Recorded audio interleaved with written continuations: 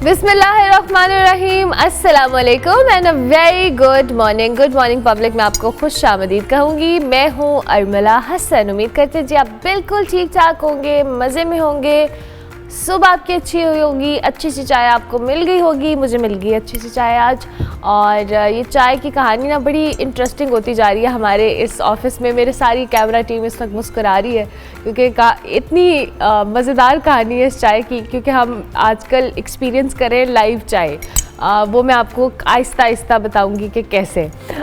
लेकिन जनाब, ये जो सुबह की चाय है ना, ये बहुत सारे लोगों के लिए बहुत बड़ी ब्लेसिंग होती है और इस ब्लेसिंग का शुक्र अदा करना चाहिए हमें बहुत टाइम पे, क्योंकि आंखें खोलने के लिए, फ्रेश होने के लिए, स्पेसिफिकली जो बहुत सारे लोग अर्ली मॉर्निंग उठते हैं, ऑफिस जाते हैं मोस्टली, लेकिन उसके बावजूद आपको कॉफ़ी, कैफ़ीन इंटेक आपके लिए बड़ा ज़रूरी होता है। दो कि न्यूट्रिशनिस्ट या डॉक्टर्स इसको इतना ज़्यादा रिकमेंड नहीं करते हैं। उम्मीद करते हैं कि ये जो पॉलिटिकल सिनेरियो जिसकी मैं अभी बात करने वाली हूँ, ये वक्त के साथ साथ नॉर्मल हो जाए, क्योंकि हम जो अपने इर्द गिर्द रोज़, मैं जब इनफैक्ट ख़बरें देखती भी हूँ, रात को भी लेट नाइट कोशिश करते हैं कि अप टू डेटेड रहें, और सुबह आकर जब अखबार देखते हैं बड़ी मायूसी भी होती है, कुछ डिसअपॉइंटमेंट भी होती है, और ये भी दुआ करते हैं कि अल्लाह ताला इस मुल्क के लिए अच्छा करे, और ये जो सियासतदान हैं, ये जो हमारी इंतज़ामिया है, या इस मुल्क के अंदर जो स्टेक होल्डर्स हैं, उनकी कहीं ना कहीं इस मुल्क की बेहतरी के लिए कोशिशें जो है उनका आगाज़ हो जाए, जो कि वो अपने तौर पे कहते हैं कि वो आगाज़ कर चुके हैं। जमहूरियत का जी बुनियादी असूल यही है कि हर फ़र्द को इंसाफ मिले,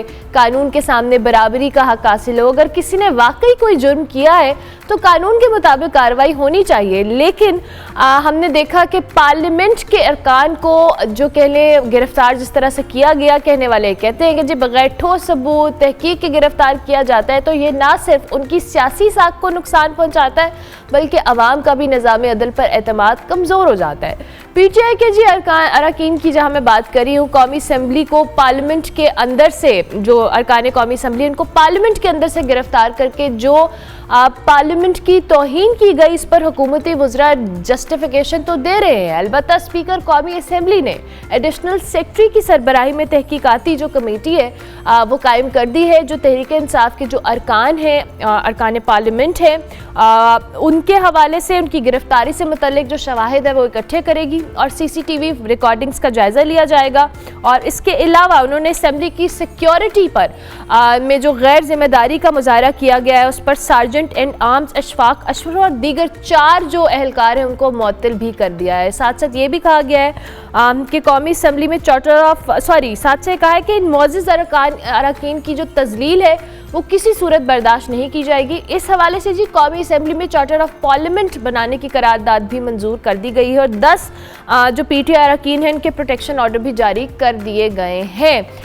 इसके बावजूद जी गुज़िश्ता रोज़ में ऐवान में हुकूमत जो है उसको तनकीद का निशाना बनाया जाता रहा है। सारी सूरत हाल में जो पस पर्दा मुज़ाकरात की बातें थीं वो भी अब खासी दम तोड़ती हुई नज़र आ रही हैं, जो कि अगर बातें थीं या वाकई में ऐसा था। और साथ साथ बानी PTI ने जी भी वाशगाफ अल्फाज में कह दिया है कि अब मुज़ाकरात नहीं होंगे। मौलाना साहब ने भी जी कल क्या JUI पे जो अपोजिशन का हिस्सा थी, उन्होंने कहा है कि वो रहेगी अपोजिशन का हिस्सा। ये जो पार्लियामेंट के अंदर से गिरफ्तारियां हैं, पिछले 2 दिन से इस पे बात हो रही है। आज हमने सोचा कि इस हवाले से हम सुबह सुबह मौक़िफ़ लें तहरीक इंसाफ का भी, क्योंकि ज़ाहिर है ये एक वो चीज़ है जिस पे तहरीक इंसाफ एक उनकी जो ओपिनियन है या उनका जो साइड है वो हम ज़रूर चाहेंगे कि अपने नाज़रीन तक पहुँचाएँ। मलिक अहमद खान साहब हमारे साथ मौजूद है, अपोजिशन लीडर हैं पंजाब असम्बली के, रहनुमा तहरीक इंसाफ, उनको हम खुश आमदीद कहते हैं। बहुत शुक्रिया मलिक अहमद खान साहब कि आपने हमें early in the morning join किया। सबसे पहले तो ये जो गिरफ्तारियों का मामला है, जिस पे कल स्पीकर कौमी असम्बली ने भी खासा जो कहने इस पे कहा है कि हमने तहकीकाती कमेटी बना दी है, उन्होंने बड़ा स्ट्रिक्ट स्टैंस लिया है।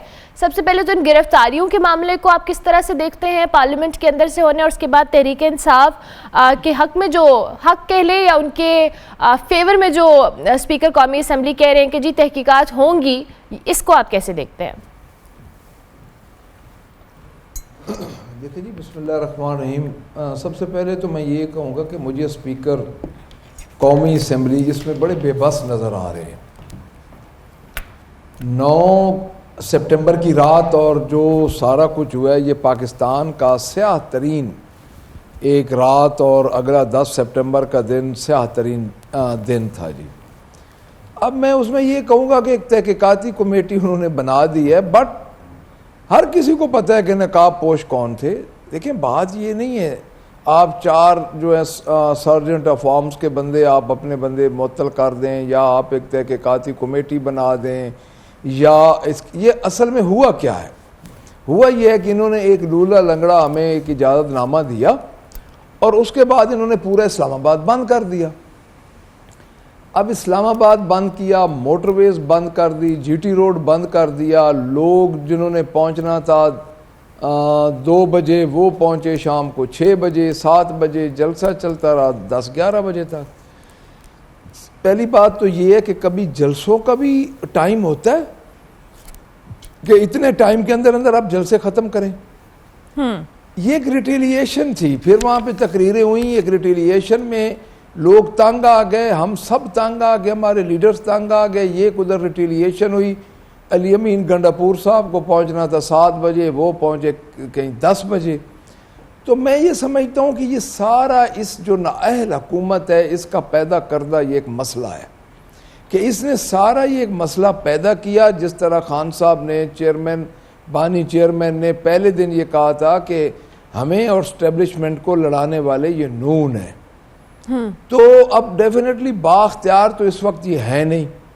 फिर पार्लियामेंट में घुस गए, एमएनए को जिस तरह बेदर्दी से पकड़ा गया, जिस तरह एमएनए को गिरफ्तार किया गया, अब पुलिस कहती है हम नहीं हैं, तो ये तो काम यही है कि आला सतह की जुडिशल कमीशन इनको बनाना चाहिए।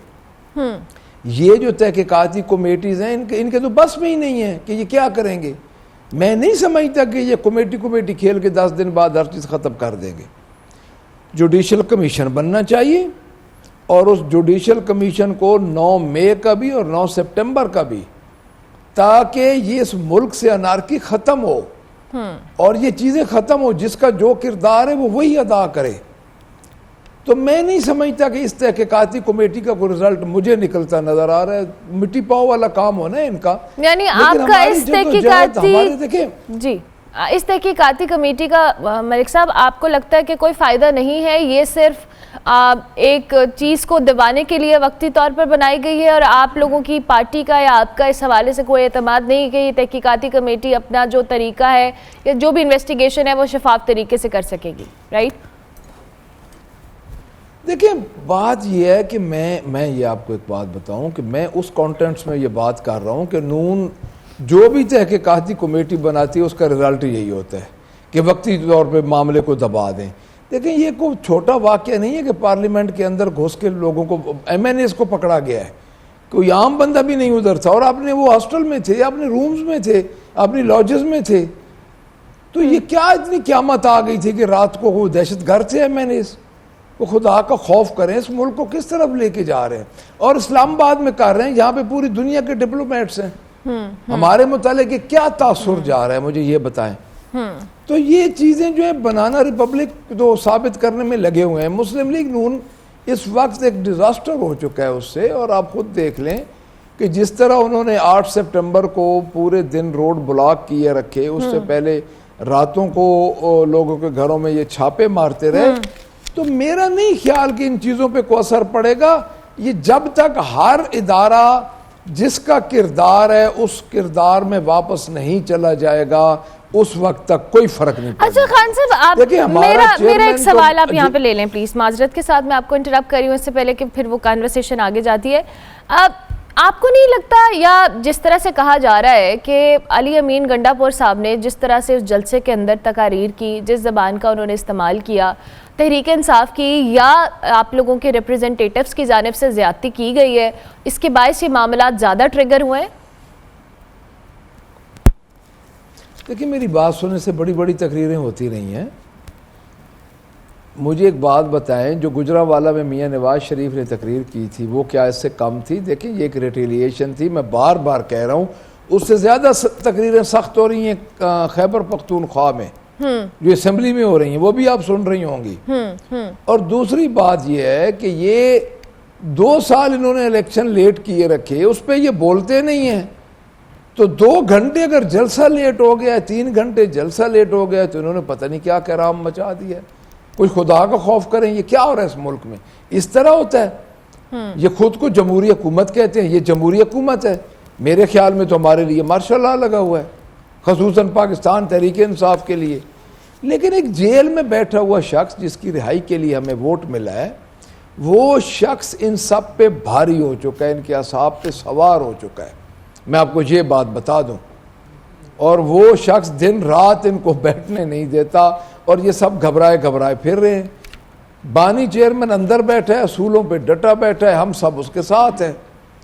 तो मैं नहीं समझता कि ये कोई इतनी बड़ी बात हो गई थी। चलो एक उधर बात हो गई, लेकिन उसको इस हद तक आप ले जाएं कि आप MNAs को पार्लियामेंट लाजिस से रात को गिरफ्तार, उन्होंने को दौड़ जाना था। अच्छा, यानी आपके मुताबिक इस चीज को बेहतर तौर पे हैंडल किया जा सकता, लेते, ठीक है, उनको बुलाते, कोई एक प्रोसेस होता है।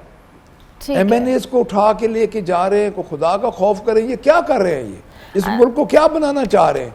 दुनिया को क्या पैगाम दे रहे हैं कि 8 फरवरी को जो धांधली हुई है, उसके बाद आज दिन तक क्या हो रहा है? तो मेरा नहीं ख्याल कि ये कोई पॉजिटिव साइन है।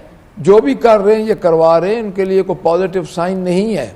ठीक है, ठीक है। नुकसान इसमें किसका होगा? अच्छा, अली मोहम्मद खान साहब, अली मलिक अहमद खान साहब हमारे साथ मौजूद हैं, और वो इस हवाले से ये भी कह रहे हैं कि ये जो मामलात हुए हैं पार्लियामेंट के अंदर से तहरीक इंसाफ के अरकान को की गिरफ्तारियाँ, ये किसी सूरत भी उनके लिए काबिल कबूल नहीं है। और ये जो तहकीकाती कमेटी बनाई गई है स्पीकर कौमी असम्बली रियाज सादिक की तरफ से, और कहा जा रहा है कि जी तहकीकात करेगी, और जो एहलकार हैं जिनको मुअत्तल भी किया गया है, उनके हवाले से भी कि ये चीज़ें इनके कंट्रोल में नहीं हैं। अगर पार्लियामेंट के अंदर से गिरफ्तारियाँ हुई हैं तो हुकूमत इस मामले में बड़ी बेबस नज़र आ रही है, ऐसा भी कहा है मलिक अहमद ख़ान बुच्चर साहब ने, जो कि ऑब्वियसली बहुत सारे एतराज़ात हैं कि मामलात अगर बेहतरी की तरफ जा रहे थे, और जो चीज़ें उस जलसे के अंदर हुई, टाइमिंग का इशू तो उनके मुताबिक ऐसा कोई बड़ा मसला नहीं था कि 2 घंटे अगर जलसा बढ़ गया या उस पर मज़ीद उसको एक्सटेंड कर दिया गया। लेकिन अली अमीन गंडापुर साहब की जो तकारीर थी, जो उनकी बात थी, उस पर ट्रिगर हुए। इस पर मलिक अहमद ख़ान साहब का मौक़िफ़ ये है कि चीज़ ये रिटेलिएशन थी। अच्छा, आपको आवाज़ आ रही है खान साहब मेरी? जी आ रही है जी। अच्छा खान साहब, अब बात यह है कि ये तो मामलात हो गए, गिरफ्तारी हो गई, अली अमीन गंडापुर साहब की बातें। इससे पहले ये खबरें आ रही थी कि जी बानी PTI के ऐसी को बातचीत या मुज़ाकरात हो रहे हैं, बैकडोर राब्ते हैं, जिसकी वजह से चीज़ें सॉफ्ट होने की जो कह ले इनिशिएट हुई थी कि तहरीक इंसाफ के लिए मामलात या उनको फैसिलिटेट करने के लिए इनिशिएटिव लिए जा रहे थे। आप इससे अग्री करेंगे? और क्या इस गिरफ्तारियों के बाद वो चीज़ें अब बिल्कुल क्लोज हो गई हैं? क्योंकि खुद खान साहब कह चुके हैं कि अब मुज़ाकरात नहीं होंगे। देखिए जी, खान साहब ने जो मुज़ाकरात की बात की है ना जी कि नहीं होंगे, वो इस कॉन्टेंट में नहीं होंगे कि खान साहब के मुताबिक जो बात खान साहब के साथ हुई उसके मुताबिक उन्होंने वो फिल नहीं की वो बातें। अगर वो फिल कर देते, अब ये नहीं कि हमेशा के लिए मुज़ाकरात के दरवाजे बंद हो गए, बिकॉज ऑफ खान साहब का ये मौक़िफ़ है कि जब इन्होंने हमारे साथ एक बात धोखा किया है और एक बात करके उससे मुकर गए तो हमें मुज़ाकरात का फ़ायदा नहीं है। एक्चुअली ये बात है, ये बात नहीं है कि हमने फॉर एवर को, जो ताकतवर लोग हैं उनसे तो मुज़ाकरात मेरे ख्याल में किसी न किसी सतह पे होंगे, लेकिन बात यह है कि लेकिन सर वो ताकतवर लोग कहते हैं हमने मुज़ाकरात नहीं करने, सियासी जमातें मुज़ाकरात करेंगी, वो ताकतवर लोग ये कहते हैं। 22 अगस्त का जलसा देखिए, वो तो फिर बात की बात है ना जी। 22 अगस्त का जलसा हमने कैंसिल किया, मुलतवी किया, सिक्योरिटी थ्रेट्स थे, हमें बताया गया चेयरमैन साहब को, उन्होंने कैंसिल किया। उसके बाद उन्होंने 8 के जलसे का कहा। 8 और 22 में दरमियान में जो कुछ हुआ उसमें चेयरमैन बानी PTI को चूँकि पता है तो ही इज़ वेल इन्फॉर्म्ड, तो वो इस वजह से फिर उन्होंने ये कहा कि ये जो कि हर बात को करके मुकर जाते हैं तो फ़िलहाल हम मुज़ाकरात नहीं करते। वो इस कॉन्टेक्स्ट में बात हुई है जी। ठीक है, उस कॉन्टेक्स्ट में बात हुई है। अच्छा, एक तरफ तो अली अमीन गंडापुर साहब के जो बयानात थे उस पर तहरीक इंसाफ की जो क़यादत है उसने माफ़ी मांगी, उमर अयूब साहब हों, बैरिस्टर गोहा साहब हों। दूसरी तरफ खान साहब ने कहा कि जो माफ़ी मांगने वाले हैं वो हम में से नहीं है, मैं अली अमीन गंडापुर के साथ खड़ा हूँ। आपको लगता है कि ये स्टांस बाकी जो क़यादत है तहरीक इंसाफ के लिए उसके लिए एक्सेप्टेबल है? हम सब साथ खड़े हैं जी अली अमीन गंडापुर साहब। फिर माफ़ी क्यों मांग रहे थे सर? हमारी पूरी पार्टी खड़ी है। वो माफ़ी देखिए, मैं अर्ज करता हूँ, आप ना बात को, माफ़ी को इस कॉन्टेंट्स में नहीं मांगी गई कि अली अमीन गंडापुर गलत थे। अच्छा, अली अमीर गंडापुर की वो एक सूबे के इलेक्टेड चीफ मिनिस्टर हैं जी, और उनका स्टांस मेरे नज़दीक बिल्कुल ठीक था। मैं नहीं समझता कि उनका स्टांस इस सेंस में गलत था कि इतनी बेतौकीरी के साथ उनको आने दिया गया। अभी उनको धमकियां मिल रही हैं कि अटक पुल पार करके दिखाओ। ये क्या कर रहे हैं ये लोग? और फैसलाबाद पिछले दिनों वो आए तो उनको किसी किस्म की कोई हिफाजती प्रोटोकॉल, और तो प्रोटोकॉल हम लेते नहीं, हिफाजती प्रोटोकॉल भी उनको नहीं दिया गया। तो मैं ये समझता हूँ कि रिटेलिएशन थी, और रिटेलिएशन में अली अमीन गंडापुर ने जो कुछ कहा है, पार्टी अली अमीन गंडापुर के साथ खड़ी है। और मैंने तो कल इसी पे प्रेस कॉन्फ्रेंस की है, जो ज़ाती तौर पे किसी की कोई बात हुई है या ज़ाती तौर पे, तो वो उस कॉन्टेंट्स में उमर अयूब साहब और चेयरमैन साहब ने ये बात की है, वैसे वो भी साथ खड़े और पूरी पार्टी साथ खड़ी है। अच्छा, यानी जो उन्होंने किसी के पर्सनल अटैक किया उसको तो आप लोग उस पर तो इख्तलाफ रखते हैं ना कि ऐसी बयानात नहीं देने चाहिए थे? नहीं, जाती उधर बयान हुए ही नहीं जो मेरी नज़र में, मुझे तो नहीं उधर जाती बयान को ऐसा नज़र आया। एक कलेक्टिवली जो एक बयान है वो सूबे के चीफ मिनिस्टर हैं, उनके साथ ज्यादती हुई है। 3 घंटे उनको अंदर नहीं दाखिल होने दिया गया। तो वो क्या करते? ठीक है, अच्छा जी, आपने 2 साल 3 साल।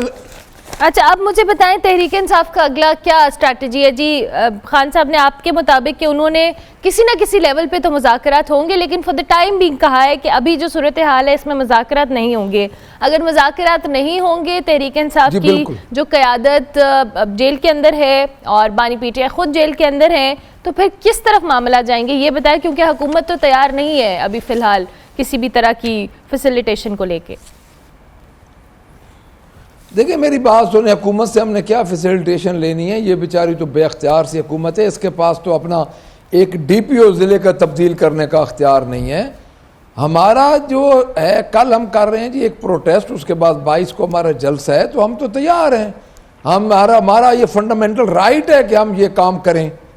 तो मैं ये समझता हूँ कि हमारा तो ये है कि आप खुद देख लें कि उन्होंने जो किया है अपना ये सारा काम, तो उसके बाद तो लोग और ज़्यादा मोबिलाइज हो रहे हैं और हम इंशाल्लाह जा रहे हैं जी, इंशाल्लाह जलसों में जा रहे हैं। हमारा ये फंडामेंटल राइट है। पुरअमन हमारे जलसे होंगे, पुरअमन हमारी रैलीज होंगी, हमारा सारा काम पुरअमन होगा। हाँ, उसको इवेंट बना दें और ये उसमें जिस तरह 8 सितंबर को इन्होंने सारा कुछ किया है ये कर दें, तो ये तो पहले ही 2 साल हो गए हैं पाकिस्तान तहरीक इंसाफ के साथ ये कर रहे हैं, और उसमें मुझे कोई ऐसा हमें इशू नहीं है, ये करते रहें। पहले भी इन्होंने हमारे घर तोड़े हैं, हमारे लीडर्स, हमारे जो सीनियर्स हैं वो अभी तक जेलों में हैं, हमारे जितने लोग हैं, हमारे वर्कर्स हैं, हमारे रिप्रेजेंटेटिव हैं, उनके घरों में वो आईजी पंजाब यही काम इधर कर रहे हैं, उसको उसके तमगे भी मिल रहे हैं। तो मेरे ख्याल में वो ये काम करेंगे और हम ज़हनी तौर पर उनका मुकाबला करने के लिए तैयार हैं। ठीक है, और अगर जो 22 का जलसा, जैसे हमने पहले देखा है कि तहरीक के इंसाफ ने जब इस्लामाबाद में जलसा किया है तो उनको खासी मुश्किलात का सामना करना पड़ा था, और 5 बार मुलतवी करने के बाद बिलाखिर फिर किया था जलसा। अब ये 22 का जलसा आपको लगता है कि हो पाएगा? इंशाल्लाह हम करेंगे जी, इंशाल्लाह हम पूरी तरह तैयार हैं जी। लाहौर निकलेगा और हम जलसा करेंगे इंशाल्लाह।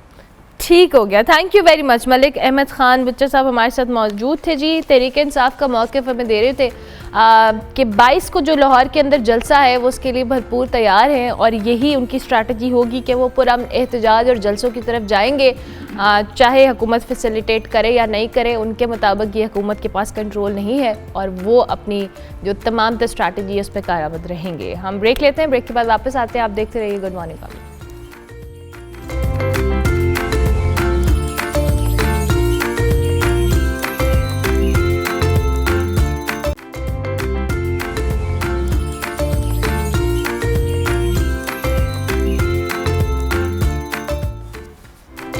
Welcome back to good morning public ji. Break के बाद वापस आ चुके हैं। वजारत खजाना की जानिब से जी पेंशन के बढ़ते हुए अखराजात को संभालने के लिए जो मौजूदा पेंशन स्कीम है इसमें अहम तरमीम कर दी गई हैं और इन तरमीम का जो मकसद है वो वफाकी हुकूमत पर जो माली बोझ है उसको कम करना है या ख़त्म करना है, ये तो आइंदा आने वाला वक्त ही बताएगा जी। ये तरमीम जो वफाकी हुकूमत के पेंशन पर बढ़ते हुए जो सिस्टम के ऊपर दबाव है उसके जवाब में किया गया है और वजारत खजाना के मुताबिक जी गुज़श्ता साल हुकूमत ने पेंशन की अदायगियों पर 821 अरब रुपए खर्च किए हैं और इस साल जो पेंशन का बिल है वो 1 ट्रिलियन रुपीस से ज़्यादा हो गया और अगले साल ये मज़ीद बढ़ेगा। ये तरमीम क्या है इसी हवाले से बात करेंगे और नए जारी करदा नोटिफिकेशन का अगर मैं थोड़ा सा जिक्र कर दूं तो इसको जो इसके मुताबिक रिटायर्ड मुलाजिम की जो मौत के बाद फैमिली पेंशन हासिल करने की मुद्दत 10 साल मुकर्रर कर दी गई है। मज़ीद इस हवाले से क्या तफसीलात हैं, हमारे नुमाइंदे हमारे साथ मौजूद हैं वलीद मुख्तार, उनको हम उनसे जान लेते हैं। Thank you very much Waleed, I hope you are doing well. सबसे पहले तो ये हमें ज़रा पेंशन वाले मामले के हवाले से अपडेट करें हमारे देखने वालों को कि जो तरमीम पेश की गई हैं अहम तरमीम हैं, इससे क्या होगा और जो पेंशन जिन फैमिलीज़ को मिलती है उनकी मुद्दत तो 10 साल मुकर्रर की गई है लेकिन उसके बाद जो मामलात हैं वो कैसे चलेंगे? बहुत शुक्रिया Armala and thank you very much for having me in good morning public. देखें जो कौमी ख़जाना है बजट का एक कसीर हिस्सा जो है वो मुख्तस किया जाता है हर साल जो है वो पेंशन के लिए। वफाकी हुकूमत ने इस बार पेंशन के इस बोझ को कम करने के लिए एक नई स्कीम मुतारफ़ करवाई है जिसे कंट्रीब्यूटरी फ़ंड स्कीम का नाम दिया गया है। इस पॉलिसी के तहत जो वफाकी मुलाजमीन हैं अब वो इसमें अपना इनपुट दौरान मुलाजमत 10% जो है वो बेसिक सैलरी उनकी है जो है उसमें से 10% हिस्सा कंट्रीब्यूट करेंगे इस पेंशन फ़ंड में और 20% जो है वो हुकूमत अपनी तरफ से इस फ़ंड में जमा करेगी।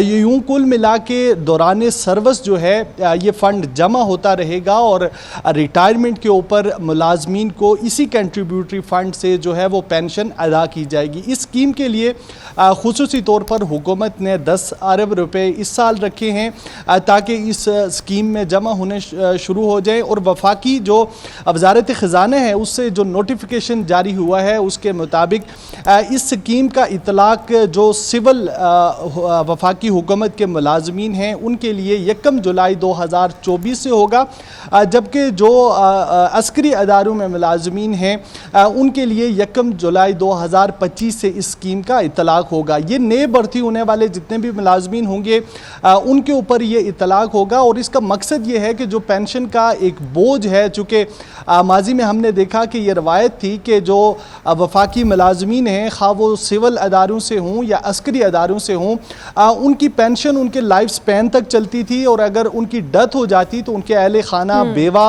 और अगर कोई स्पेशल चाइल्ड होता तो उसको ये पेंशन मिलती रहती थी।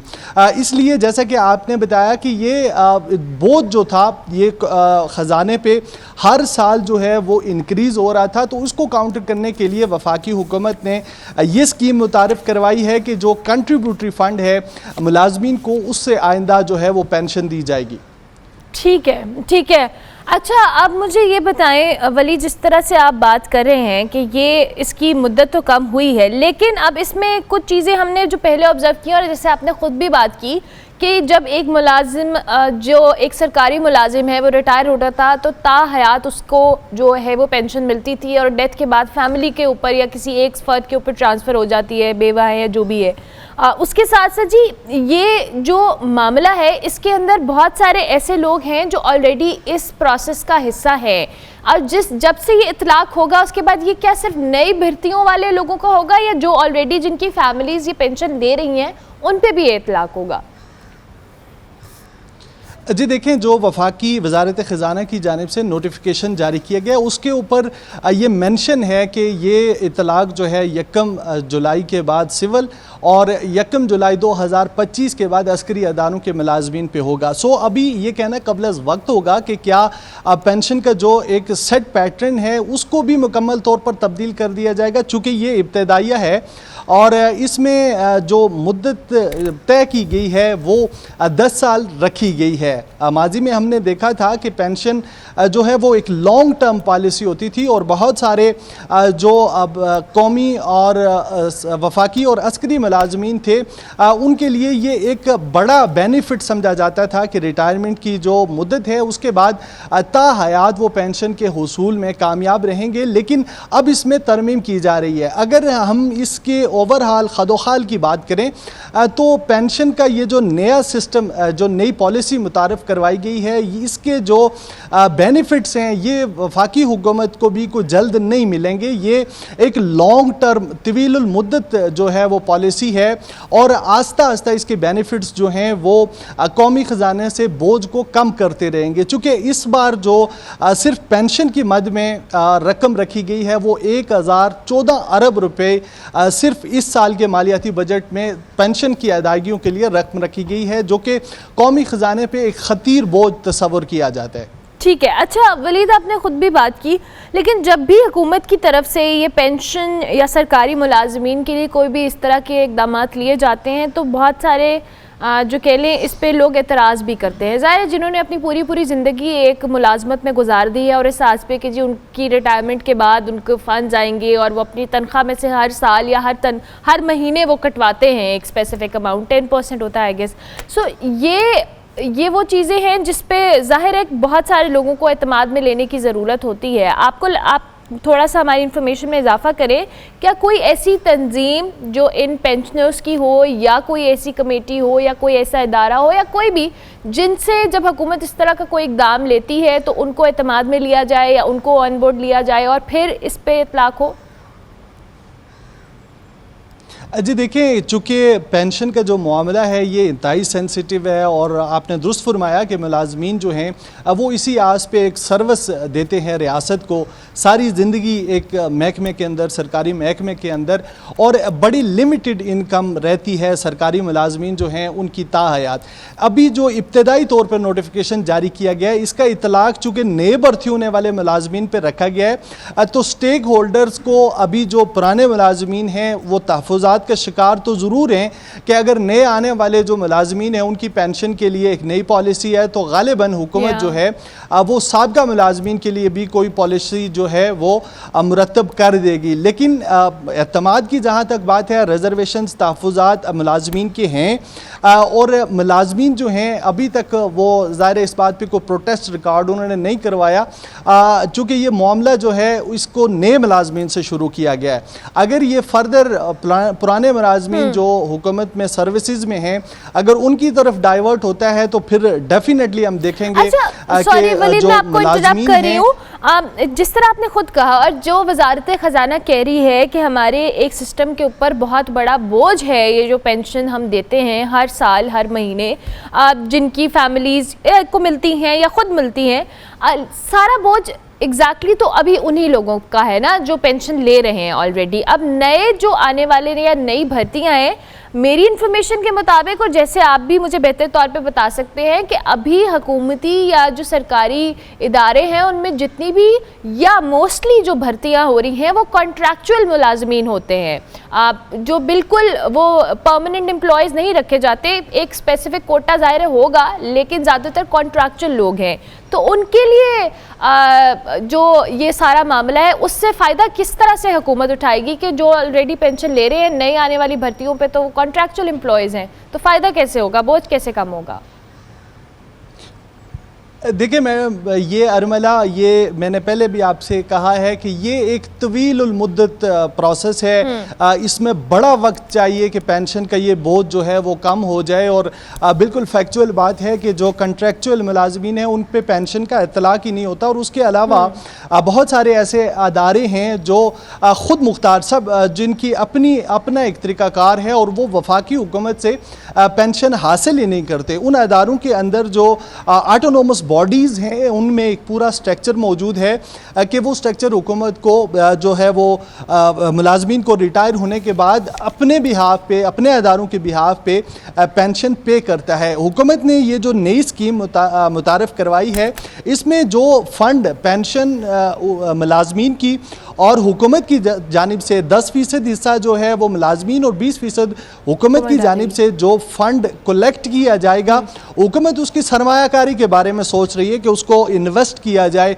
मुख्तलिफ इन्वेस्टमेंट कंपनीज़ के अंदर, वो गवर्नमेंट की हों या फिर प्राइवेट सेक्टर हो, ताकि उससे भी पैसे जो हैं वो रेवेन्यू जनरेट किया जा सके।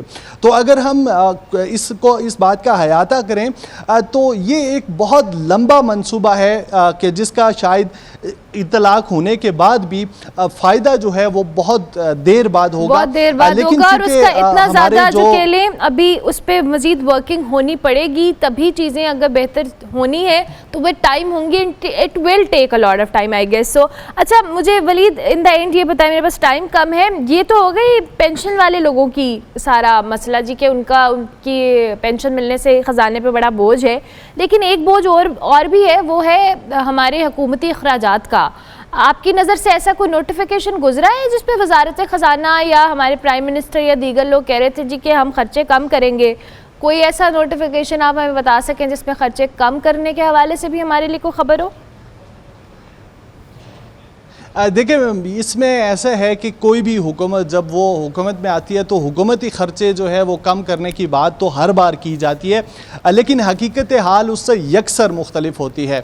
वज़ीर-ए-आज़म शहबाज शरीफ की किफ़ायतशार पॉलिसी हो, हाँ वो सूबों की किफ़ायतशारी की पॉलिसी हो, वो ख़बरों की हद तक तो ठीक है, नारेबाजी की हद तक तो ठीक है, लेकिन हकीकत हाल इससे यकसर मुख्तलिफ होती है। 1000 अरब रुपए की हम बात कर रहे हैं कि वो पेंशन के मुलाजमीन से हटा के जो हमने सालाना इस बोझ को ख़त्म करने हैं, लेकिन जो एक्सपेंडिचर ऑफ द गवर्नमेंट है उनके ऊपर कोई काम नहीं हो रहा कि बस ठीक है, वो जून का तू है और सिर्फ जो खर्चा है वो आवाम से ही कम करना है और अपने खर्चे किसी ने कम नहीं करने, ये इस मुल्क का अलमी है। आप ये बेसिक चीज़ है कि हुकूमती अखराजात अगर जब तक कम नहीं होंगे, आप आवाम को जितना मर्जी निचोड़ दें, आवाम के हालात बेहतर नहीं होंगे और आपके हालात तो दिन ब दिन बेहतर हो ही रहे हैं। हम ब्रेक लेते हैं, ब्रेक के बाद वापस आते हैं।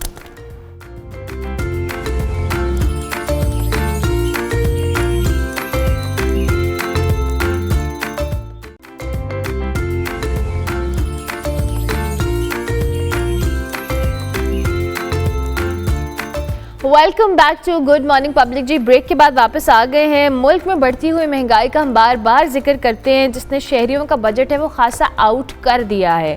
शहरी जो है जी अपनी बुनियादी ज़रूरियात है, रोज़मर्रा की जो खाने की अशिया हैं वो भी पहुंच से बाहर हो रही हैं। इस वक्त हमारे नुमाइंदे कराची से जुनैद खान मौजूद है हमारे साथ और इस वक्त वो एक होल सेल मार्केट है वहाँ पर मौजूद है। क्या सूरत हाल है जी महंगाई की, जुनैद से जान लेते हैं। जी जुनैद। जी बिल्कुल अर्मिला, दालों की कीमतों के हवाले से बात की जाए तो जैसा कि हालिया बजट में जीएसटी में इजाफा हुआ है, वहीं इजनास की कीमतों पर विद होल्डिंग टैक्स भी आयद कर दिया गया है, जिसकी वजह से शहरी काफ़ी परेशानी में मुब्तला हैं। शहरियों के साथ साथ जो होल सेल ग्रोसर्स हैं उन्होंने भी तशवीश का इजहार किया है। उनका कहना है कि इजनास की कीमतों में 10% तक इजाफा हो जाएगा। वहीं अगर दालों की कीमतों के हवाले से बात की जाए तो दाल मूंग जो है वो 330 रुपये किलो तक फ़रोख्त हो रही है और दाल चना 360 रुपये किलो तक फ़रोख्त हो रही है। इस हवाले से मज़ीद शहरियों की राय जानते हैं। गरीब आदमी के लिए कोई सोचता नहीं है, उसका कोई ख्याल नहीं करता है। हर आदमी, हर सियासतदान, हर नुमाइंदा जो आता है वो अपने मसाइल को देख के सामने पॉलिसी बनाता है। आवाम के लिए कोई नहीं सोच रहा है। महंगाई है, बढ़ रही और बढ़ती जाएगी। दालों की कीमतें किसी चीज़ पे चेक एंड कंट्रोल है नहीं, तो अगर इस पर कंट्रोल किया जाए तो कीमतें नीचे आ सकती हैं। तो दालों की कीमत इसलिए बढ़ रही है कि चेक एंड जैसे कंट्रोल नहीं है ना। ये दालों में आखिरी गरीब का निवाला था दाल खाने का, तो वो भी गरीब को नसीब नहीं हो रहा। अभी 330-340 रुपए किलो दाल है। महंगाई ने तो सर बवाल मचा दिया। जैसे दूसरे कंट्री में देखो खाने पीने की चीज़ों में इतनी महंगाई नहीं होती, ये पाकिस्तान में बहुत महंगाई है। अपनी मर्ज़ी के मुताबिक सब अपना वो चीज़ कर रहे हैं। अगर हुकूमत इस पर कंट्रोल करे तो ये चीज़ें आपको खुद अंदाज़ा हो जाएगा कि इसके क्या मतलब रिटेल में क्या कितने कम रेट में ये माल बिक रहे हैं सही। और यहाँ पे चेक एंड बैलेंस का कुछ नाम की चीज़ ही नहीं है। हालों से खाना मांग लेती हूँ, दालें चावल आसमान पर रख के। जो जिस जगह पे मैं आधा किलो दाल बनाती हूँ वहाँ एक पाव भी दाल नहीं बना सकता इंसान। 400 रुपये किलो दालें जा रही हैं आसमान पर। ये चावल 300 रुपये कन की, 250 रुपये किलो, क्या इंसान ले क्या खाए में। जी बिल्कुल, जैसा कि आपने सुना कि शहरियों का कहना है कि दाल और चावल जो कि बुनियादी ज़रूरियात ज़िंदगी हैं, इन पर किसी किस्म का टैक्स आयद नहीं होना चाहिए। महंगाई पहले ही उरूज पर है और जो रोज़गार ज़िंदगी है वो काफ़ी मुश्किल हो चुका है। इस हवाले से उनकी हुकूमत से भी अपील है कि तमाम किस्म के टैक्स, ख़ास तौर पर जो बुनियादी ज़रूरियात ज़िंदगी पर आयद किए गए हैं, उनको ख़त्म किया जाना चाहिए। जी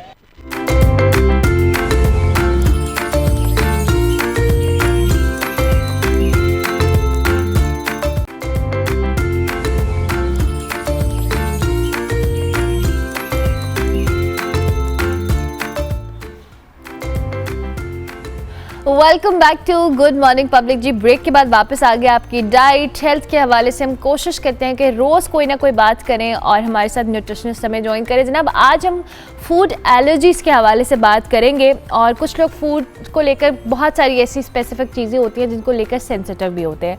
अब फूड एलर्जीज़ होती क्या हैं, ये ट्रिगर कैसे होती हैं, कौन सी खाने पीने की चीज़ें हैं जिसमें एहतियात करनी चाहिए।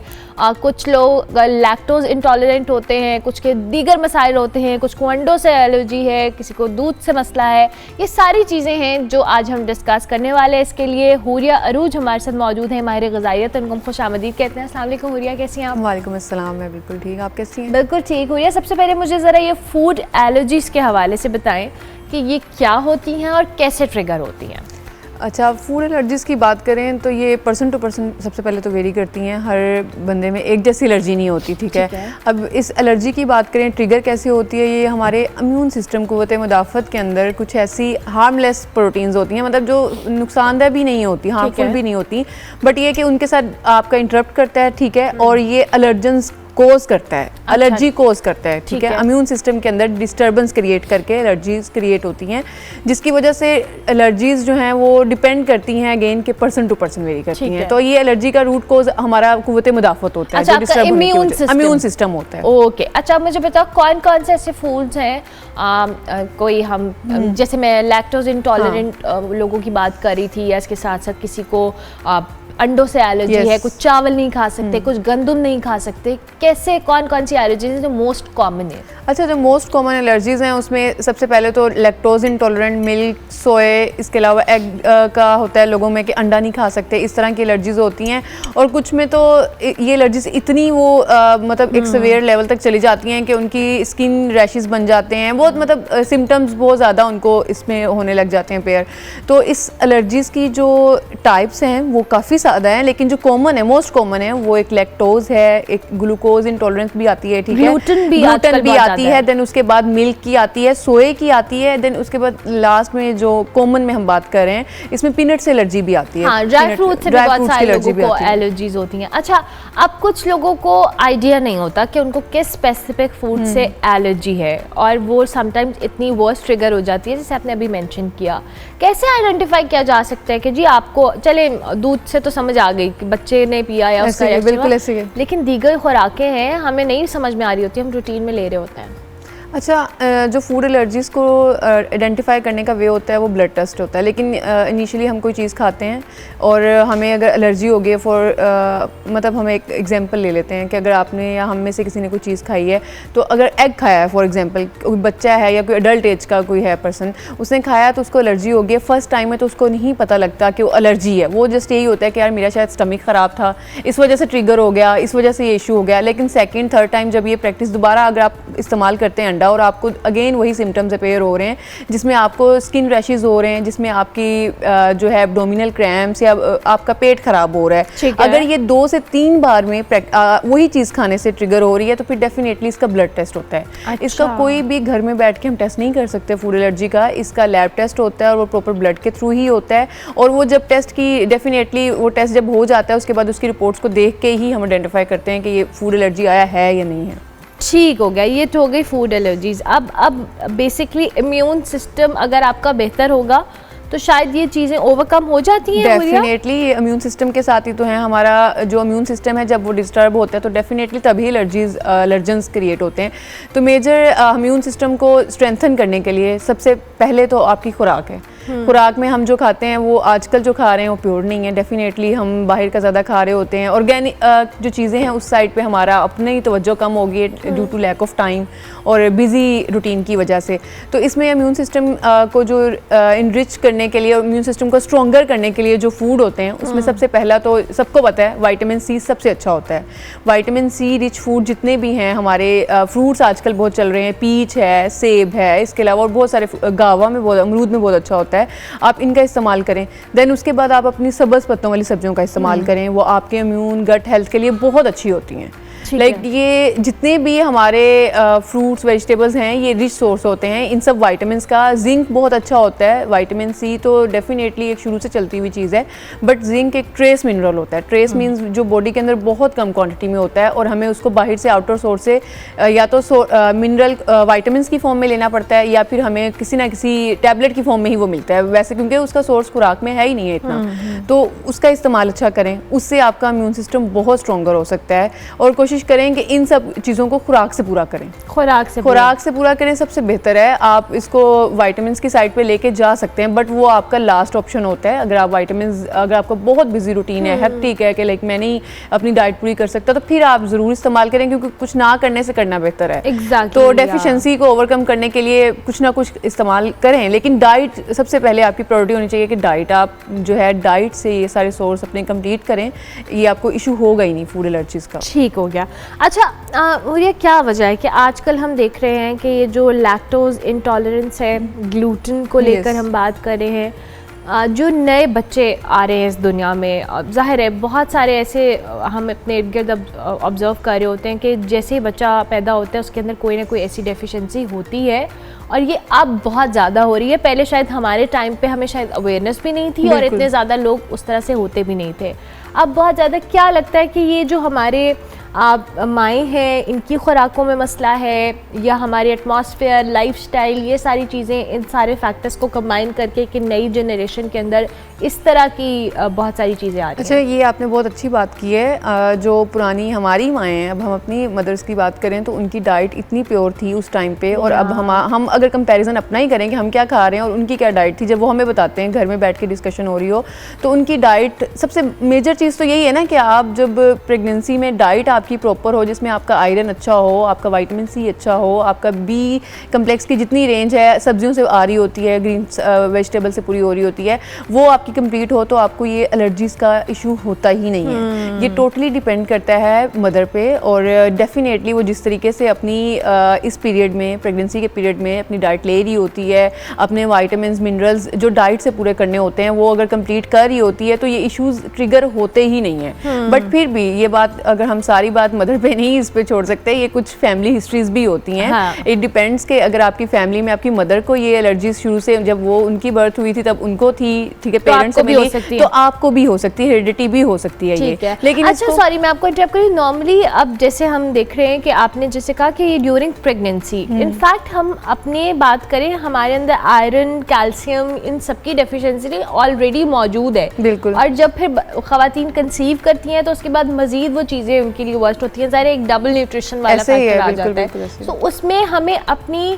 प्रेगनेंसी या कंसीव करने से पहले भी तो अपनी डाइट और चीज़ों को बेहतर करने की ज़रूरत है। बिल्कुल, उसमें सबसे पहले अगर कोई फीमेल डेफिनेटली कंसीव करना चाह रही है तो उसमें आयरन, फोलिक एसिड दिया जाता है कि फोलिक एसिड बहुत अच्छा इस्तेमाल करें, और वो तो राइट आफ्टर अगर आपकी शादी होती है तो उसके बाद ही हम लोग बीइंग अ न्यूट्रिशनिस्ट, अगर मेरे पास कोई इस तरह की फीमेल आती है कि जिसका कंसर्न होता है कि हमने कंसीव भी करना और हेल्दी वे में करना है, कि हमारी बॉडी में बाल ना गिरने लग जाए, हमारी स्किन ना ख़राब हो जाए। लोगों को ज़्यादा, आजकल की जो लड़कियाँ हैं उनको ज़्यादा ये इशू होता है कि यार मेरी स्किन ख़राब हो जाएगी, मेरे बाल, और होता है ये फैक्ट है, ये होता है क्योंकि हमारी न्यूट्रिशन पूरी नहीं होती, हम कहाँ से खुराक पूरी ले रहे होते हैं जिसकी वजह से ना हो ये इशू।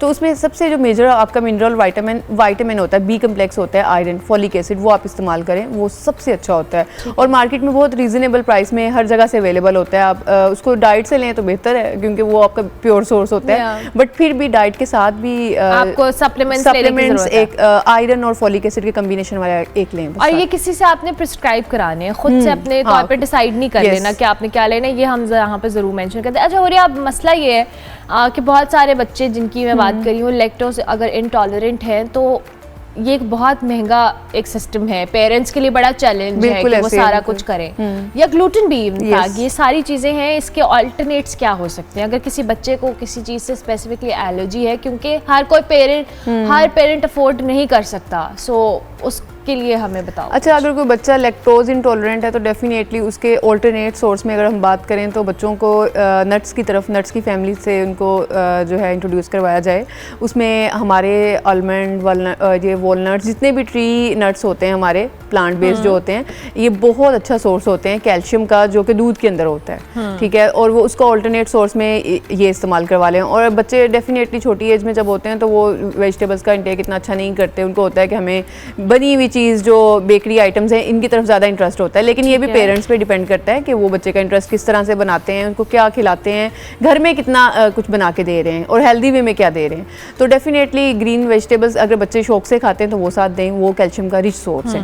ठीक है। और इसी तरह ग्लूटेन का भी यही बात है कि ग्लूटेन के अगर कोई बच्चा है तो उसको भी उसके ऑल्टरनेट्स में जो हैं आजकल आते हैं सोर्सेज, उसमें सबसे पहला तो यही है कि आप बच्चे को घर की जो बनी हुई डाइट होती है ना, जिसमें खुराक में चक्की का आटा जो होता है उसका इस्तेमाल करवाएं, उसकी रोटी उसको इस्तेमाल करवाएं, वो अच्छा सोर्स होता है। लाइक वो उसको उसकी जो डेफिशिएंसीज उसकी एक चीज़ छोड़ने से आनी है वो उससे ओवरकम कर देता है। ठीक हो गया, thank you very much Huriya, बहुत शुक्रिया। हुरिया अरूज हमारे साथ मौजूद थी जी, न्यूट्रिशनिस्ट हैं। इन्होंने कहा है कि आपको अपनी जो अगर फूड एलर्जीज़ हैं उसके ऑल्टरनेट्स मौजूद हैं, लेकिन ज़ाहिर एक चीज़ है, उसको ट्रिगर होने से बचने के लिए आप ऑल्टरनेट्स पे शिफ्ट कर सकते हैं। हम ब्रेक लेते हैं, ब्रेक के बाद वापस आते हैं। आप देखते रहिए गुड मॉर्निंग पब्लिक।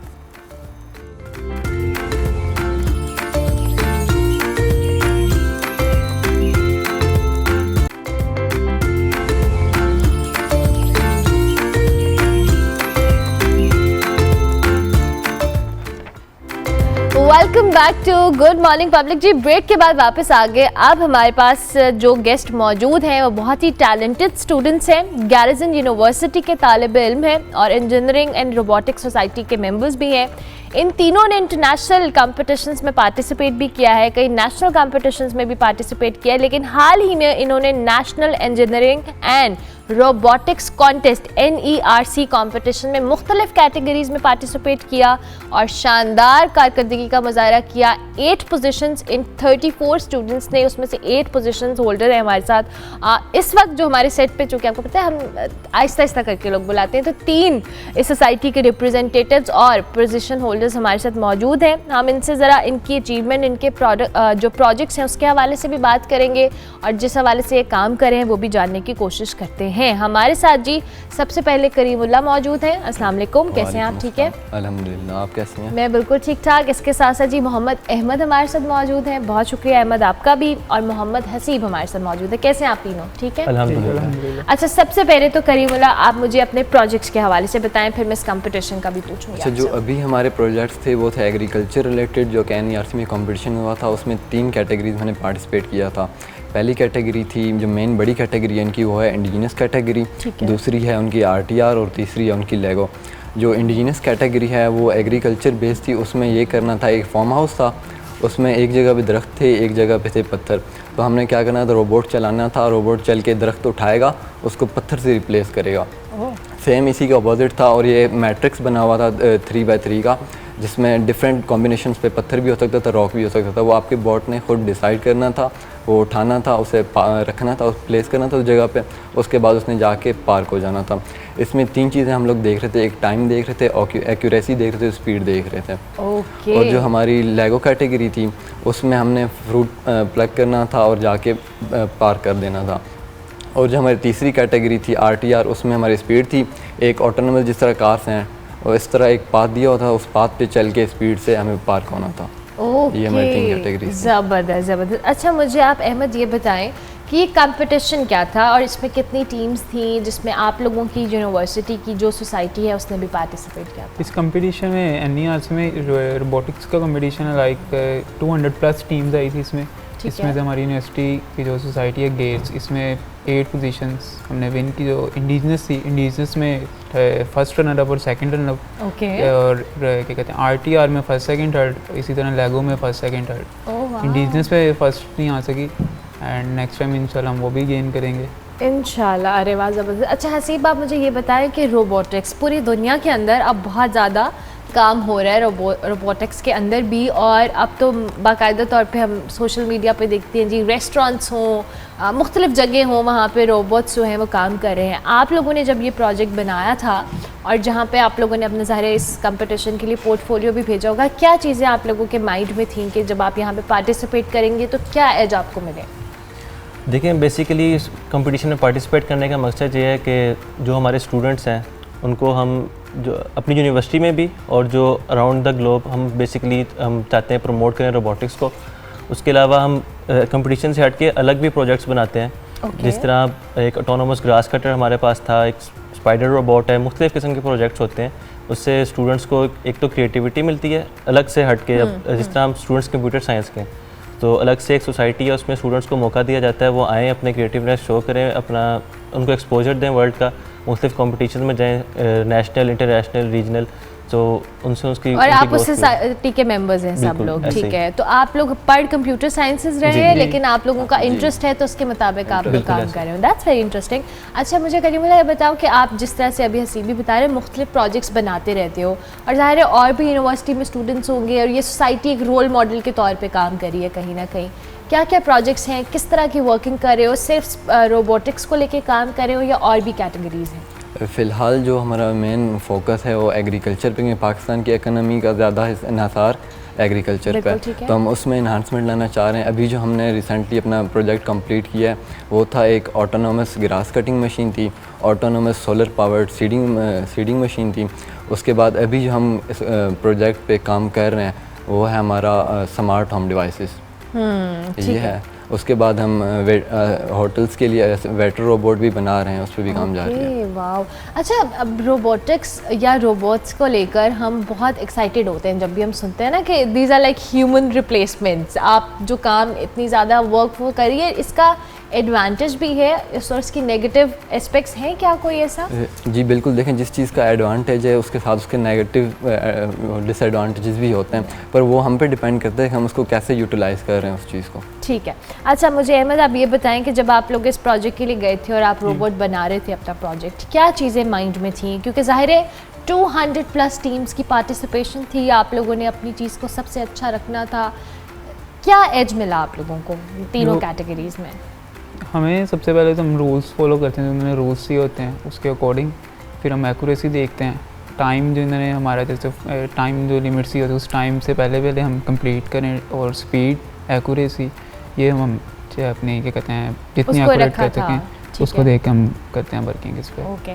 अच्छा आसिफ, वहाँ पे और भी टीम्स थी, हर कोई अपना प्रोजेक्ट लेकर आया होगा, आपके अलावा भी ज़ाहिर है आपने देखे होंगे प्रोजेक्ट्स, उनको एक्सपीरियंस किया होगा। क्या चीज़ें दुनिया भर में हो रही हैं, लोग एडवांसमेंट पे काम कर रहे हैं, और आप लोगों ने क्या ऑब्जर्व किया मुख्तलिफ लोगों के प्रोजेक्ट्स देखकर? बिल्कुल ऐसे ही काफ़ी बच्चे वहाँ पे आते हैं और वहाँ पे खुशी होती है देख के। छोटे बच्चे भी, काफ़ी छोटे छोटे बच्चे होते हैं, बेसिकली वो लेगो कैटेगरी में और RTR में पार्टिसिपेट करते हैं।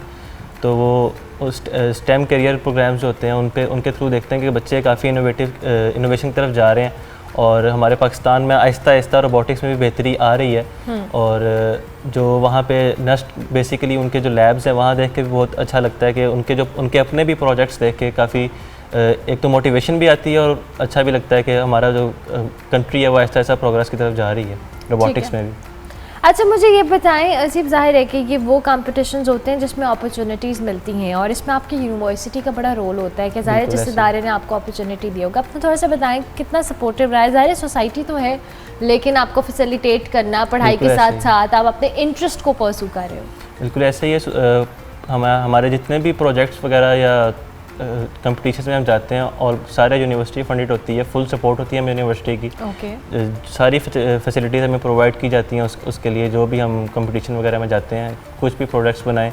उसके अलावा वो अब जिस तरह हमारी जो यूनिवर्सिटी है वो हमें मुख्तलिफ क्या नाम है मीटिंग्स करवाते हैं, हमारे जो कंपनीज़ वगैरह उनको बुलाते हैं, बिल्कुल ऐसे उनको बुलाते हैं और हमें एक्सपोजर देते हैं ताकि इंटरेस्टिंग। मेरा अगला सवाल भी यही था करीमुल्लाह, मुझे ये बताएं कि ये जो आप अभी बता रहे थे कि आपने एग्रीकल्चर वाली फील्ड को ज़्यादा टारगेट किया हुआ है, फोकस किया हुआ है, कितना वाइबल है आपका ये प्रोजेक्ट जो है आगे कमर्शियल एस्पेक्ट के लिए, और दुनिया जहाँ पे जा रही है रोबोटिक्स पे शिफ्ट कर रही है बहुत सारी चीज़ों को, पाकिस्तान के अंदर इस तरह की चीज़ का होना और इसको कमर्शियली यूटिलाइज़ करना, ये कितना आप इस पे फोकस किए हुए हैं कि आगे फ्यूचर में हमें इस फील्ड के अंदर आप लोगों को मुख्तलिफ कंपनीज अपने ऑन बोर्ड लें और आपकी इन टेक्निकलिटीज़ से फ़ायदा उठाएं? अच्छा, फ़िलहाल जो हमने ये बनाया है फ़िलहाल प्रोटोटाइप है। अभी ओके। हमने अपनी फ़िलहाल यूनिवर्सिटी में ही यूज़ किया है। इससे आगे हम किसी कंपनी के साथ देखेंगे, कोलैब करेंगे, किसी को प्रपोजल देंगे, फिर इसको हम कमर्शियली लाने की कोशिश पूरी करेंगे।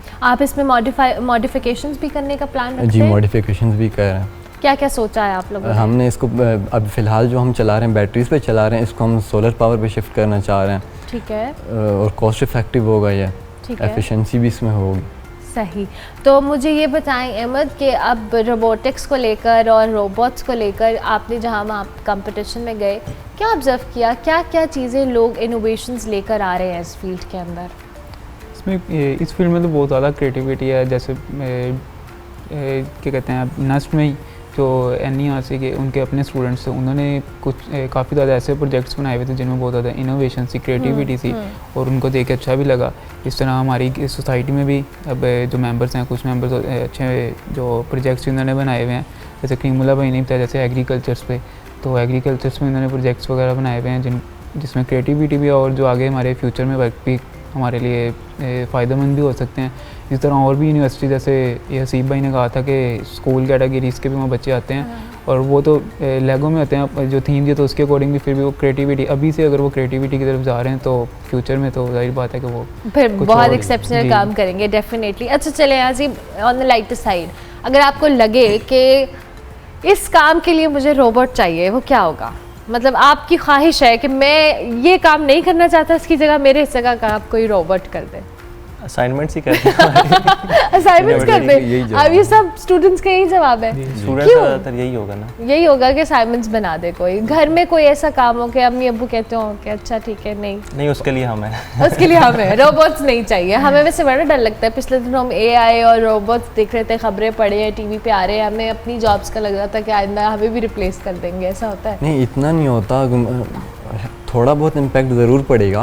आपको उसके साथ ख़ुद को मॉडिफाई एनहांस करना पड़ेगा, ख़ुद को अडॉप्ट करनी पड़ेगी वो चीज़ें, पर इतना नहीं होगा कि बिल्कुल ही ख़त्म हो जाए। आपको ज़ाहिर है एक ह्यूमन की जो आपकी जगह रोबोट्स नहीं ले सकते, इस बात पे हम सब काई में एग्री कर रहे हैं। ज़बरदस्त। आगे क्या प्लान है करीमुल्लाह, आपका फ्यूचर में क्या सोचा है आपने? आगे हम और प्रोडक्ट्स देखेंगे, कुछ और बनाएंगे जो कि मदद कर सकें ह्यूमंस की काम, उनके काम वगैरह में, कंट्री को फ़ायदा हो उससे। ये प्लान है आपका। क्या प्लान है फ्यूचर में, क्या सोचा है? दो क्या आप कंप्यूटर साइंसेस के स्टूडेंट्स हैं, लेकिन आप लोगों ने अपनी इसी फील्ड में परस्यू करना है अहमद? जी, एक तो कंप्यूटर साइंस की तो फील्ड में हम है ही हैं, साथ साथ रोबोटिक्स में भी, क्योंकि इसमें इंटरेस्ट भी है, तो इस फील्ड में कुछ क्रिएटिविटी तो पढ़ाई मैनेज हो जाती है इसके साथ साथ? जी, इजीली। ठीक हो गया। आप बताओ हसीब, क्या प्लान है आपका? सेम प्लान ही है, जिस तरह अब सारे स्टूडेंट्स जब अपनी ग्रेजुएशन कर रहे होते हैं, एंड पे FYPs बनते हैं, तो हमारे काफ़ी स्टूडेंट्स हैं जो FYPs पे काम करते हैं, हार्डवेयर पे भी और AI मॉडल्स पे भी।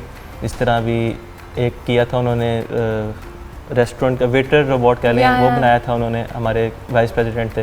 उसके बाद हमारे प्रेसिडेंट थे, उन्होंने एक AI चैटबॉट बनाया था। उससे आप कोई भी इस्लामी क्वेश्चन करें वो आपको एक्यूरेट जवाब देता है उसका। तो इस तरह के प्रोजेक्ट्स काफ़ी हैं, तो हमारी भी उम्मीद है इंशाल्लाह कि हम भी इस तरह का अच्छा प्रोजेक्ट बनाएं। इंशाल्लाह आप लोगों ने पहले बड़ा ज़बरदस्त काम किया है, अभी जो आप कंपटीशन में भी पार्टिसिपेट करके आए, थैंक यू वेरी मच, बहुत शुक्रिया आप तीनों का, and I wish you very best of luck कि आप फ्यूचर में एक्सेल करें, में अच्छा काम करें।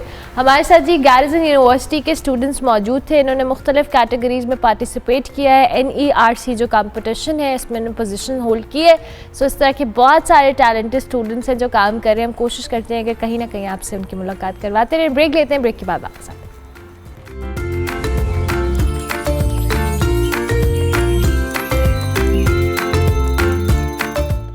डिजिटल मीडिया के इस तेज रफ्तार दौर में खबर वही जो बर वक्त और जामे हो।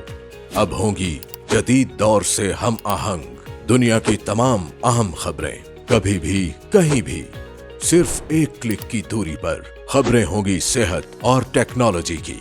आप जान पाएंगे सियासत और मईशत की ताजा तरीन सूरत हाल। पब्लिक न्यूज वेबसाइट के जरिए सबसे अलग, सबसे बड़ी टीम के साथ हर खबर आप तक बर वक्त www.publicnews.com